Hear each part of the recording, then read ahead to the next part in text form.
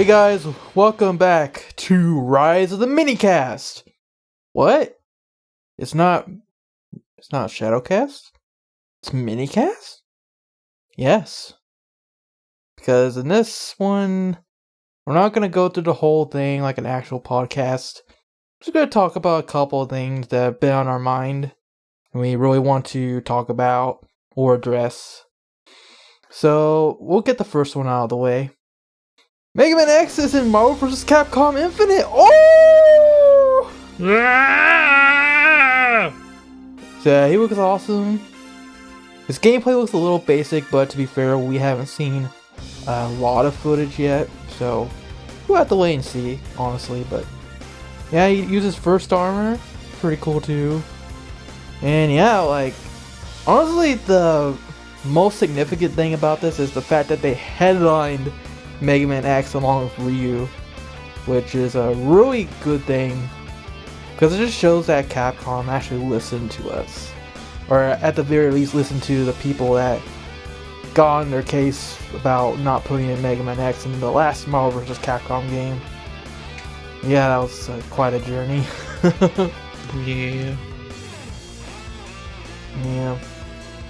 So it just shows that they're listening, that the X fans have made their voices heard, and I gotta say that's really cool to see that they actually, you know, made our dreams come true. Mega Man X is finally in a fighting game. Like, the classic has been in a couple fighting games. Mega Man Trigger was a Tatsunoko vs. Capcom, and EXE even got to be in Onimusha Warriors, which was also a kind of a fighting game. I haven't really played it, but I believe it is a fighting game. And yeah, but Mega Man X nowhere to be seen at all. Kind of weird. But finally he gets his own place, and now we just gotta hope that Zero's in too, so we can actually have a team with X and Zero. And yeah, this game is gonna have 2v2 again, not 3v3. Did you want to talk about that? Yeah, that's a bit interesting, because I mean they have done 2v2 before, but that was like a while ago. Yeah. But now they went to 3v3, which, I mean, there was 3v3, which is pretty interesting, kind of chaotic. Now they're back to 2v2, so that's also interesting. Honestly, I really can't say whether or not I'm excited about it or disappointed about it. To me, it's just okay, cool, nice. If anything, it's gonna make the fights a little less lengthy than they were in the last one, and maybe a little more manageable, like to kind of keep track of what's going on. Yeah, I don't know. I can't really put in too much. All I can really say is, yay, X is there. Oh. But I'm not even gonna lie, that pretty much made my 2016, because honestly 2016 was a garbage year in the first place. Yeah.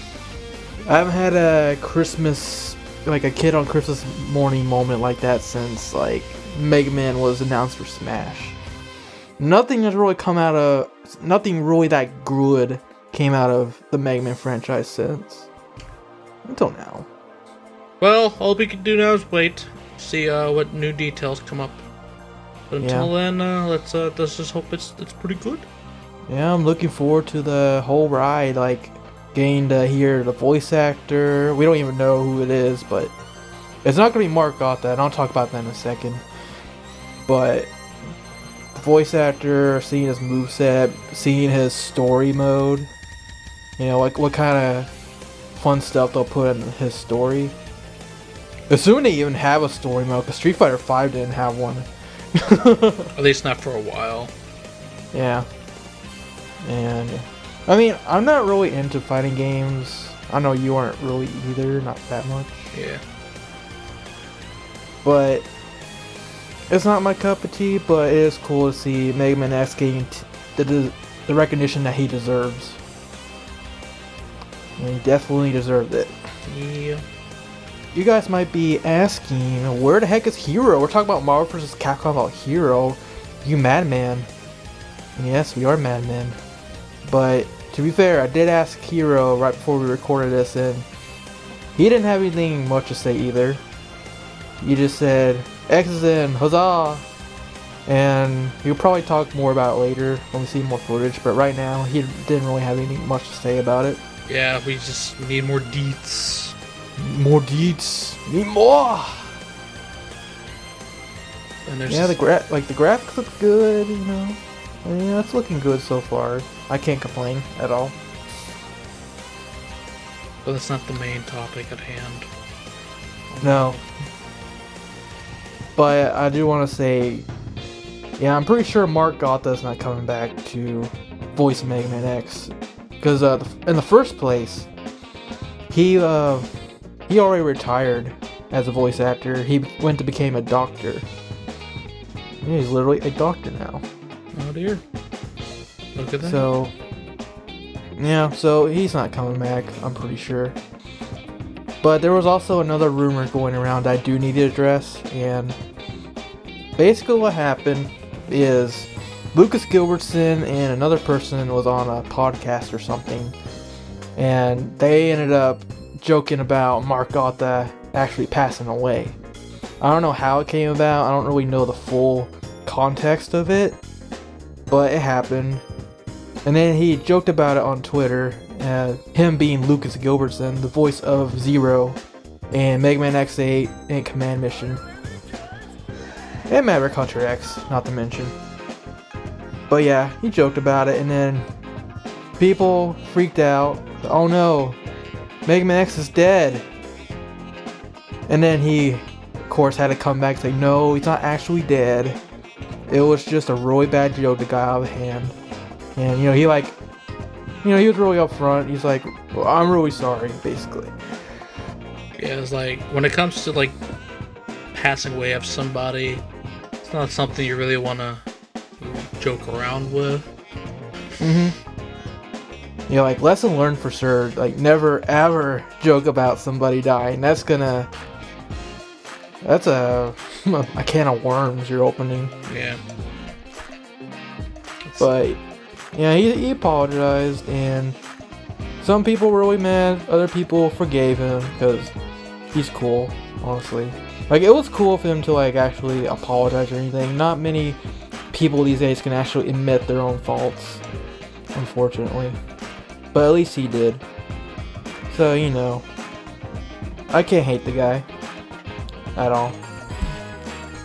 Yeah, to me, I was just like, where's the proof? If I see proof, then I'll be like, oh no. Until then, it's gonna just take it as with a grain of salt.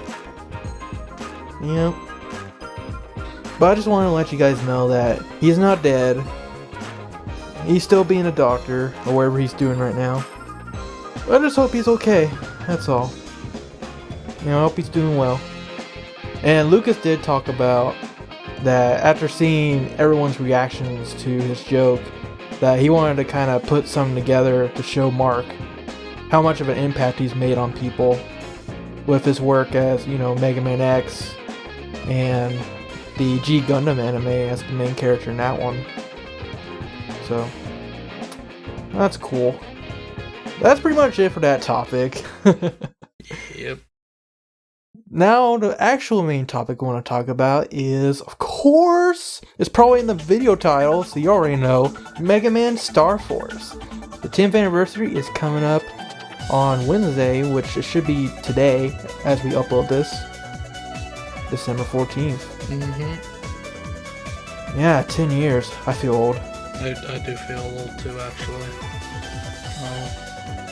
So, how I got into Star Force is I was probably transitioning from junior high to high school, and I see this stuff in like Game Informer on the internet, and it's just footage of this boy, this emo looking boy, talking to this dragon, Pegasus, and a Leo. And it's like, okay, what is this? And it's like, well, this is the new Mega Man game. Are you serious? Yeah, I won't lie. When I first heard of it, and I kind of already mentioned in the previous podcast, but when I first heard of Star Force, I was like, this looks stupid.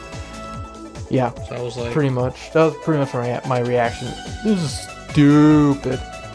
But yeah, there's that, and so I never got into it, Star Force at all, till like years later, like when it was kind of there, but not really.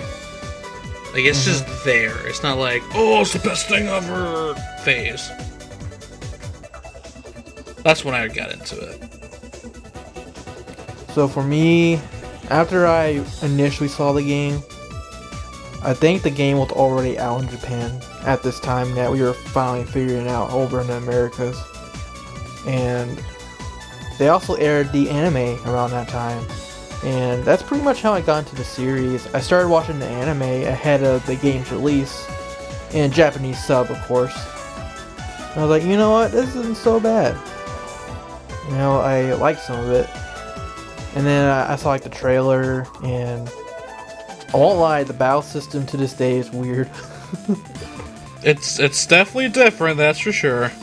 Like, it went on and on about how, hey, you can get your brothers, you can get cards from them and do this, and they didn't really show much of the battle system, to be honest. They just showed like him using cards. So for all I knew, the guy just sits there all day and you just select cards to use. There's like no action involved with it like Battle Network. That's just how much they showed. But yeah, I watched the anime and I was like, okay, I'm hyped. I'm into this. Yeah, and then I've never watched the anime, and I still haven't, to be honest. I might one day, maybe. People hate on it, but to be fair, I haven't watched it since I first watched it like years ago. So I probably might think less of it now when I go back to watch it, but back then, it was something. I legitimately liked it. Maybe not better than Battle Network's anime, but it was something, at least. Yeah, so anyway,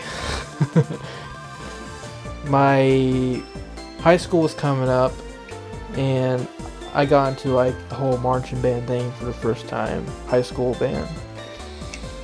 And we were having my very first summer band camp, and it was like the second day of summer band camp that Mega Man Star Force, the first game, finally came out in the United States. And I actually had pre-ordered Mega Man Star Force Dragon at GameStop. Oh, now that I remember, I thought it was going to come out on the first day of summer band camp, and right after that I went straight to GameStop to get my game. They're like, no, we don't have it yet. Because actually GameStop did a really weird thing. It wasn't even just GameStop, it was like every store, at least here in where I lived.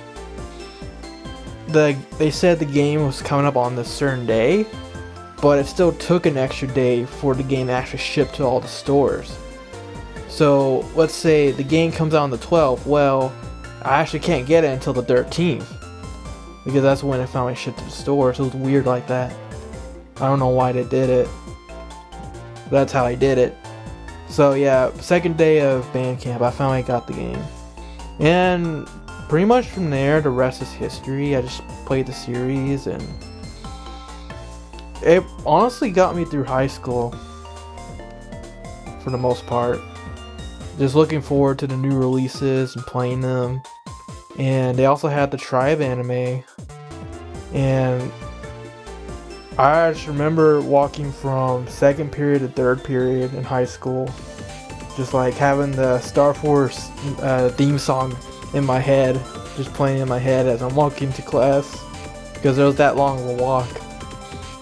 And you know, it was cool. It's like an anime to my own life, essentially, was how I was thinking about it.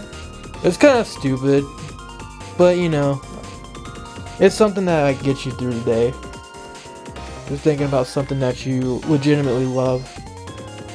It's like, yeah, after school I'm gonna get back to this game. I'm gonna play it, man. It's amazing. Yeah, for me, it was the complete opposite.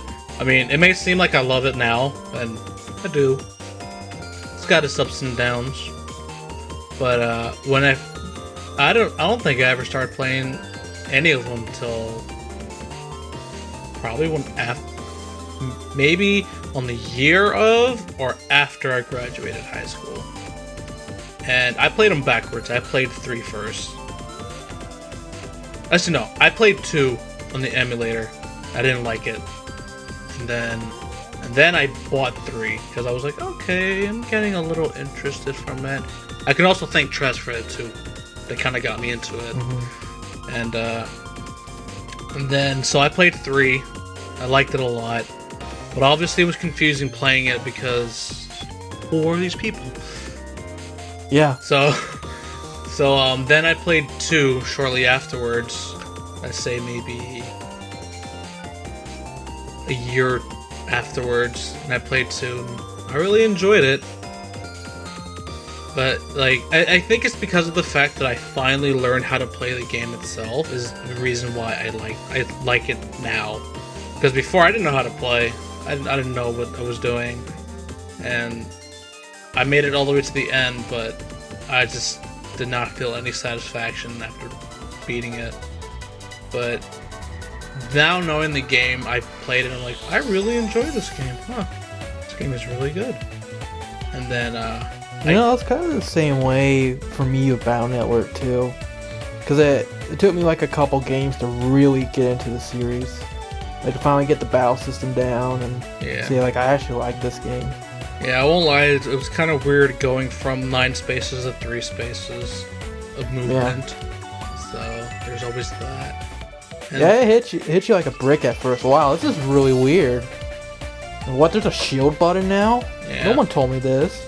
And then very recently I played 1, and while I won't say I hate it, I won't say I dislike it a lot, but I can't say I like it.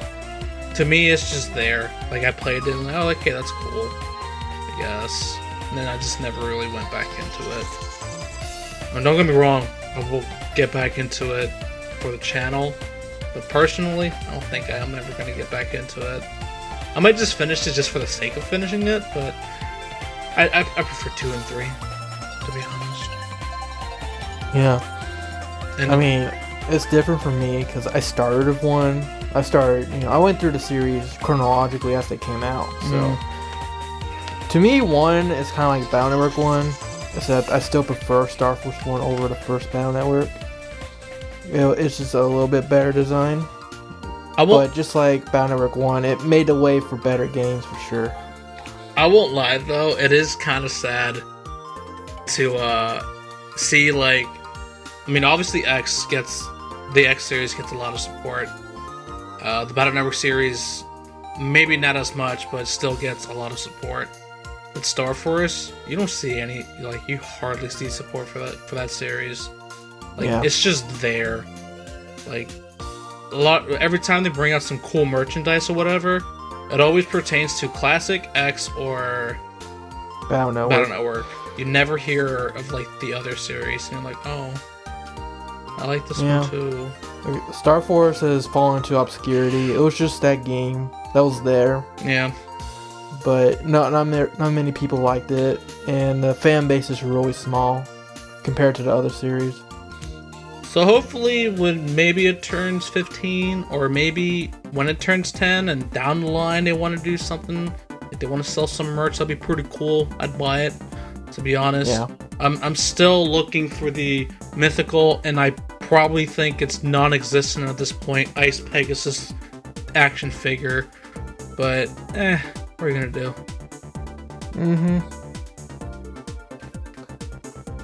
Well, the other part of a thing that got me into the Star Force series, or at least helped me in my hype train, was going on the, I think it was called the Undersquare, right? Undersquare website. I believe so, yeah. So they always posted like the newest information from Coral magazine or whatever it was back in the day, where they showed like, oh, it's a new Star Force game, like I followed Star Force 2 and 3's development from the time it was announced in Japan to like release. And just seeing like, oh, they're doing this and this and that, and that's the story, and that's what it's all about. You know, it was a pretty exciting time. And here's some new forms. Here's the tribes. Here's the noises. And also, when the games came out in Japan, Star Force 2 and 3, I actually got the emulator out and started playing them completely in Japanese. I had no idea what I was doing, but I did have a GameFAQs guide next to me, or some kind of guide. And that's basically what got me through it. So by the time they came out in the US, I already knew what I was doing. Yeah.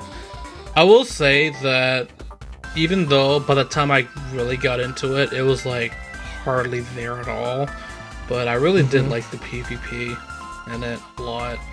Especially 2, but by the time I got into it, it was already declining, and now that obviously the Wi-Fi is dead, it's like you can't even play it online unless you do some crazy things, which, I mean, I'm pretty sure it is possible to play it online, but, you know, obviously not by normal means. I believe you need an action replay or something to actually manage it. Probably. But then at that point, you gotta find someone to actually play it with you. I'm pretty sure.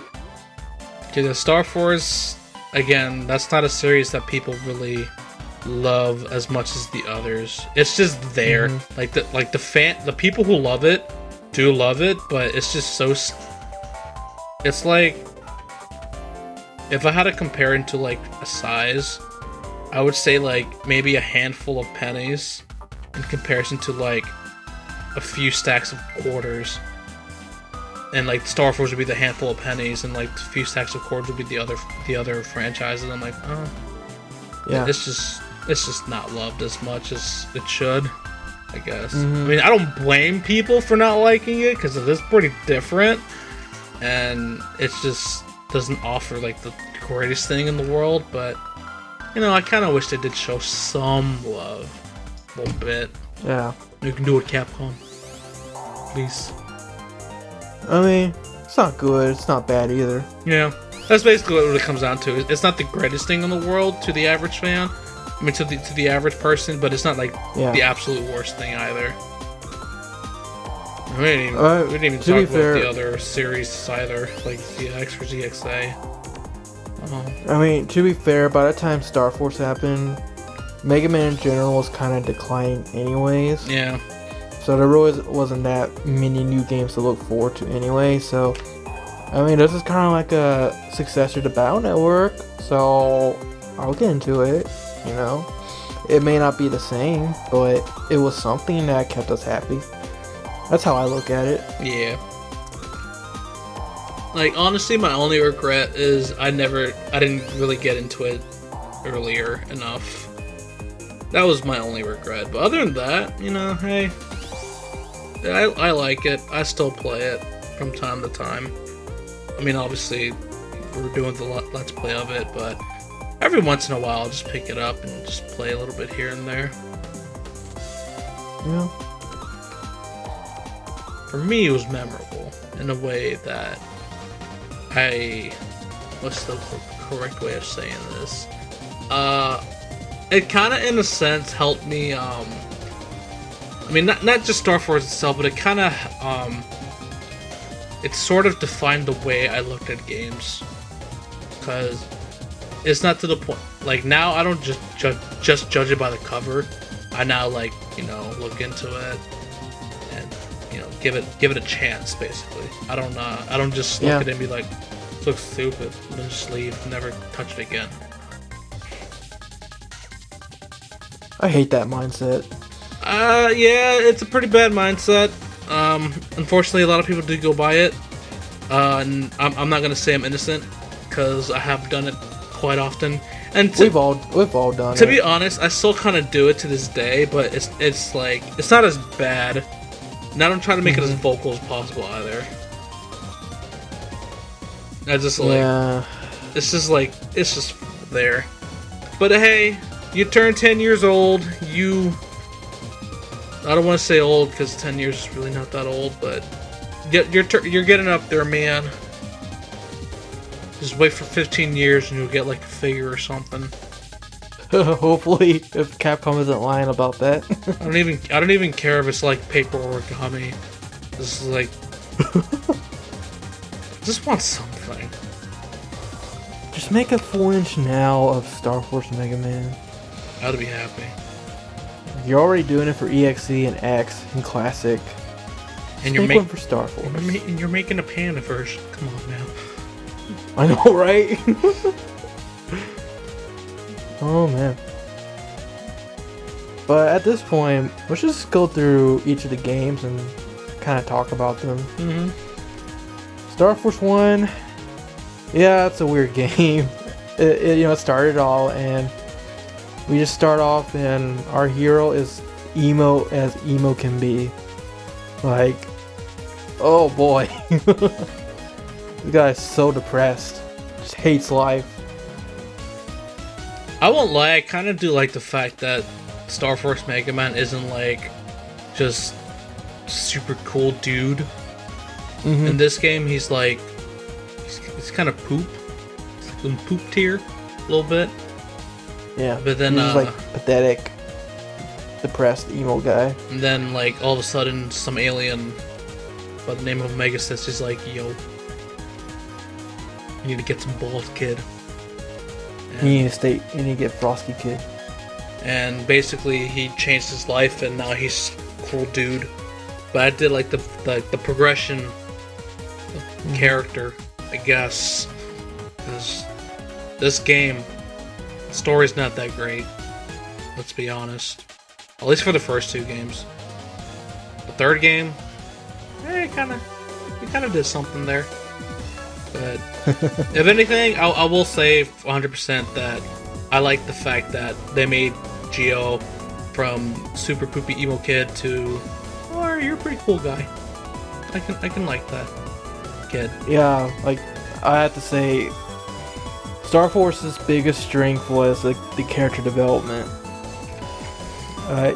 Geo just went from not so great guy to pretty cool guy, and then there's some other characters too that had a bit of development there. Landon Kari, on the other hand, the Bounty series, he was pretty much a cool guy all the time. Yeah, and there's nothing wrong with that. No, of course not. But it's just like, I guess in a sense, people can kind of relate with Geo more, because I certainly did, because at the time I was just starting high school. I didn't have very many friends. I was honestly the quiet kid that didn't really get social with people. I mean, to be fair, I'm still not the most sociable person, but at least it's not as bad. So at the time, I could definitely relate to Geo, how he was feeling, what he was going through. So, yeah. I like Omega says. I wish it was real. I know, right? Where's my Omegasis? Where's my plush? I'd buy that in a heartbeat. I needed an Omegasis in my life. Capcom Plus. You brought back X. You can do us too. Yeah. I'm not hoping for anything though. I'll be completely honest. I know. I'm not hoping for Star Force 4 either. No. People need to stop. Okay. I know. I want to talk about that for a minute. For the people who really do like the series, no. There does not need to be a 4. Remember Battle Network 4? Yeah, remember that game? Remember that game? Even though it's my favorite, I still say it's like the biggest mistake they've ever made. I know. It's like, come on, man. No. They're going... Like, to me, Star Force is done. It had a pretty okay ending. So, just end it while it had a good ending. Yeah, end it while it's... I wouldn't even say high. I'd say end it while it was good. While it was okay. Don't make it seem like, oh man, the third game was great, but the fourth game was complete poop. Mm-hmm. Jeez. Even though it wasn't Battle Number 4 like the highest selling one out of all of them. Because of the Battle Network 3 hype. Yeah. That was all it was. And then they're like, oh, this game sucks. Why did I buy this? And then 5 and 6 went. Yeah, even though, like, honestly, all those games just weren't as bad. Like, I'll even say 4 wasn't as bad, but the bad things that happened in those games kind of made it seem like it was the worst thing in the world. Mm-hmm. So that's why people were like, oh, I don't like this game. Even though, honestly speaking, it's not as bad as some people are making it out to be. I would actually agree to that. Like, I mean, I will say as well, if you don't like it, I don't blame you at all. It's just, I just don't blame you. They done goofed. There's a lot of things in 4 where they done goofed. Like, when the game is the buggiest game in the entire series, you know how much effort they probably put into it. You know it's bad when you had to play the game on an entirely different system in order for you to not break your game. Pretty much. Those are bad times. But it's not about Battle Network, it's about Star Force. Right? This game's okay. Literally, that's what Mega Man Star Force is catchphrase is. It's okay. It's okay. That's it. Happy 10-year anniversary. Pretty much. So, yeah. Going back to the whole character development thing, me and Sapphire have talked about this before, where she was talking to somebody on YouTube where they're saying like Lan got literally 0 character development and Geo actually did. It's like Geo was the better character. Apparently Sapphire got kind of salty about that. But then she brought it to my attention and I'm like, girl, to be completely honest with you, he's right. Lan didn't get much character development at all. It's not a bad thing, but Geo definitely got the most character development out of the two. Like, basically Lan is like that very likable guy, but he just never changed. He never changes, yeah.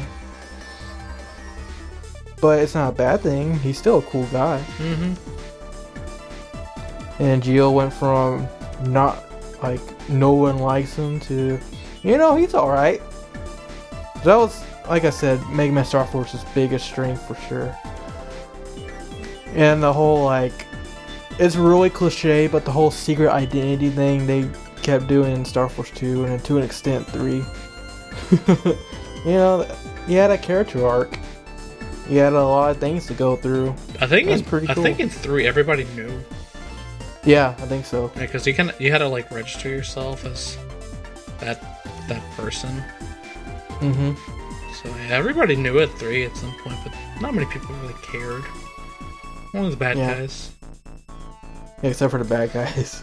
That's about it. Yeah, that's basically, I will say, probably the biggest strength when it comes to Star Forces. Yeah, they made everyone likable, even the unlikable likable. It's weird if you really think about it. Oh, and they had some really funny stuff happen. Like, that's another thing too, like the humor. Like, cause like they kind of did humor right. Because sometimes when you do humor and it doesn't click with everybody, and I mean, I'm not saying humor with this game clicks with everybody either, but like to me at least, it's got the right amount of cheese. You know, it's not too cheesy, it's not too cringy, but you know, it's definitely like something like when you see it, like you chuckle a bit. Not only just chuckle, you like laugh a little bit as well. And it's okay. It's not like these are jokes that we'll be telling our sons and daughters and their sons and daughters for years. Well, except for one. Just one. And that's the Great Budicus! Great Budicus. Oh, yeah. Hell, the Great Budicus! That man is glorious. Glorious man. And his ginger beef. Yeah. But even like that, you know, it's like, you know what? You're a pretty alright series there. It's just a shame that not many people clicked with it. And honestly, I can't blame you. I mean, I I also want to talk about Star Force had a overall messaging that they had going that, you know, like a lesson learned sort of thing. I think Battle Network did this to a degree. Like the message of Battle Network was like brotherly love, you know, don't take your friends for granted. But I think Star Force took it to 11. Mm-hmm. They're like, you're basically nothing about your friends, so go make some and get social, and like the power of your friends will get you through the worst times. And you know, that's actually a really cool message. They went a little too cheesy about it at times, but it is a pretty powerful message. Yeah, it's really cool when you do something like that. Yeah. Because honestly, as like the human species, it's a very social species. You know, Mm-hmm. you can only be alone for so long until it actually affects you. No, I'm not saying everyone's exempt from it. There are some people who are like, oh, I can be alone for the rest of my life. But for the most part, being social is like really good, and this game kind of pushed that fact. And it was pretty cool. Yeah, like it encourages you to, especially for someone like me back in high school, it really encourages you to get out of your shell, start talking to people, make some friendships, hopefully long-lasting friendships that will help you out in life. So you know what, Star Force, good job. You did something right. Yeah. Oh man. Well, here's to 5 more years. 5 more years of suffering through the rest of 2 and 3. Although, we will have good times, don't get me wrong. Yeah. Oh, there will be good times for sure. Definitely good times. Yeah. Oh, honestly, I can't wait for 3, because 3 story, they amped it up a bit, and I like that a lot. I definitely look forward to 3, because I haven't played it since it first launched, so I forgot a lot of story details. Plus, it's the most broken of the 3. Yes. And yeah, can't wait. Voice is a thing. Noise is a thing. So, and honestly, I will answer this question, even though this question is going to get asked, because YouTube is YouTube. Yes, we are going to do Star Force 3. Honestly, No, guys, it's canceled. Never doing it. Hate this game. if I had $1 for every single person who asked, "Are you guys going to do Star Force 3?" I'd be able to buy an Elgato, then break it, and then buy another one. Yeah, same here. And if I had a question for every time someone asked me if I'm gonna play Battle Network 2 and 1, I'd have a Nintendo Switch. Alright. Even though it's not out yet, but yeah. Yeah. So, patience. No, that's asking a lot for some of you. But patience. In due time, We will get to it. we will get to Star Force 3. Trust me, you'll know. And we're gonna have a mega time. Yes, a very noisy, broken mega time. Yes, an Omega time. You see what I did there? I said noisy, as in all the noise. Ha ha ha ha. Ha ha ha ha, yeah. Oh my god. Ha ha ha ha, yeah. That will always be known as a Nintendo Switch song, no matter what. I know. So that's all I really have to say, honestly. Yeah, we talked a bit about 1. Overall, like, I like 1. But it's kind of like Battle Network 1 in a way. It just made for the rest of the series, which got better and better over time. Until, honestly, Star Force 3 was when Star Force hit its prime. much like Battle Network 3 hit its prime at that point. Honestly, I wouldn't even compare Star Force 1 to Battle Network 1 because at least I have the interest to play it. Man, I don't even have the interest to play Battle Network 1 anymore, but we'll get to it. So, I will have to LP it. But hey, to be fair to Battle Network 1, I am interested in experiencing your post game for the first time. Because I've never done it before. Oh boy, can't wait. Oh yeah, I can't wait to get lost in the internet that looks exactly the same no matter where you go. Oh my goodness. Oh, you know what we should talk about too? Because this is actually Star Force related. What was that? OSS. I forget that exists. Yeah, me too. I just thought because we're talking about Battle Network and Star Force. What? If we put them together, we get Operation Shooting Star. Ah. AKA Battle Network 1.1. Battle Network 1 plus some Star Force content. Because I know you like your Star Force. Not. The sprite was nice. Yeah. I like that. That was probably the best thing that came out, to be honest. We could actually have an official Star Force sprite to put on our MMSF hacks. I know. That's kind of sad to say, but that was the best part about it. Thanks for this. Literally, it was a $30 sprite rip. That's what it was. Right. 30 or 6? It was 30, right? It was dirty. Well, now it's like even more. Right. Thanks for the sprite rip, bro. But yeah, OSS. Honestly, to be fair, that would probably be the only way I would ever play Battle Network 1. That's pretty much what I was gonna say. I would honestly LP OSS if it was translated, but kind of unfortunately, or fortunately, however you look at it, it was not localized for the English audience. So, unfortunately, I can't really LP it because I wouldn't even get what's going on.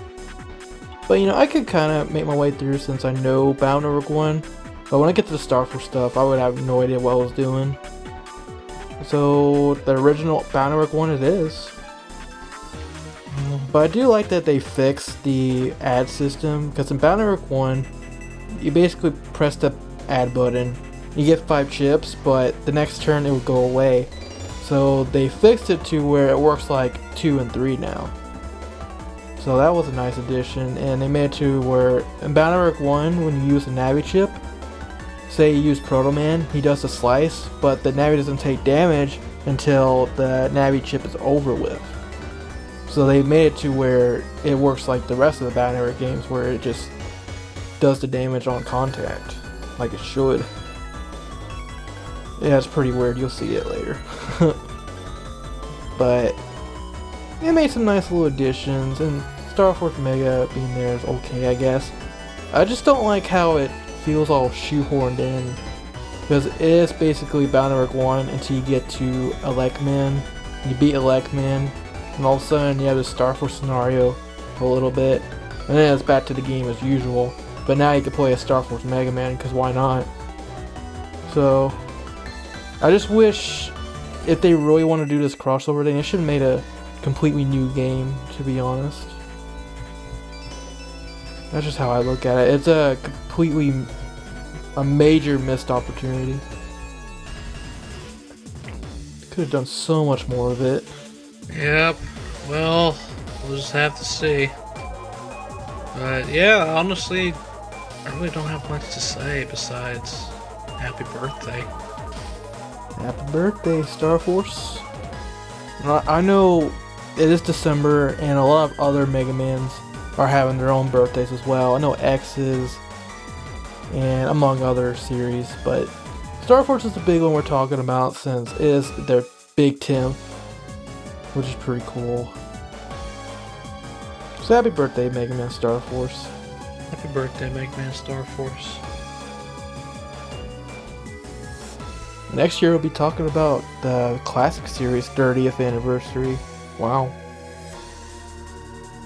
Oh man, that'll be the very hyped one. Right? We get to see that cartoon. Jeez.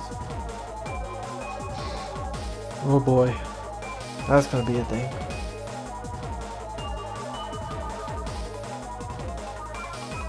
And hopefully a game announcement of some kind. Come on, Capcom. Nah, it'll just be like, alright guys, you wanna buy these games again? It'll be on the Switch! Like, that's the whole sad thing about this. Is I was talking about earlier how I had a kid on Christmas morning moment with X and Marvel vs. Capcom and Mega Man and Smash. And it's just sad that I have to feel that excited for just a cameo. Yep. It's just a cameo at the end of the day. It's not an actual game. We're just waiting for that day, I guess. You know, if it ever comes. But at this point, it just seems like Capcom doesn't view Mega Man as a profitable franchise outside of merchandise and cameos, so we'll just have to wait and see. They are working on a mobile game, but it's just a mobile game. There's nothing to be super hyped over. Alrighty. That's honestly it, really. Yep. Before we go, I just want to say we're going to be doing the podcast monthly now. And the reason for that is I kind of promised, not really, but I did kind of promise that we would do it bi-weekly. And then we started actually trying to do it bi-weekly. But I just got to the point where we're working on the podcast the better part of our week every time we do it. So I just want to deal with that stress monthly instead of basically every week like we have been doing the last few weeks. So with that said, we'll see you guys in January. And honestly, in January the Nintendo Switch is going to do their whole big old reveal thing on January 12th. So more than likely we will record the next podcast shortly after that event. Sound good to you? Yeah, I can see that. And this will be the last Shadowcast before Christmas and the New Year. So I just want to say to you guys, happy holidays and happy New Year. Yeah, happy holidays. Doesn't matter what you celebrate. We love you either way. And happy New Year. Drink all the apple cider you want. Or booze if you're into that. Just be safe. And say goodbye to this very, very meh year. The year where many famous people died. A lot of meh games came out. Well, let's just look forward to next year when we'll hopefully see the release of Zelda Breath of the Wild at long last. Jeez. There's a lot I could say about that, but that's for another discussion. Alright, that's all from us. So until next time, I've been ShadowRock. I've been TGP. And rock on. Peace out.